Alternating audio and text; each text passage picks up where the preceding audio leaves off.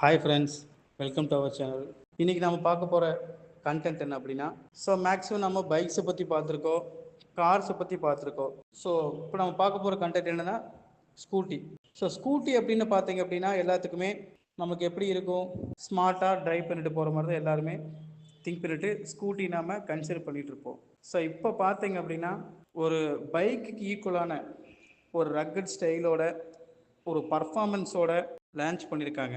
அந்த scooty name தான் பார்த்தீங்கன்னா டிவிஎஸில் என்டார்க். இந்த என்டார்க் பார்த்தீங்க அப்படின்னா ஆல்ரெடி 125cc செக்மெண்ட்டில் ரன் ஆகிட்டு இருக்கு.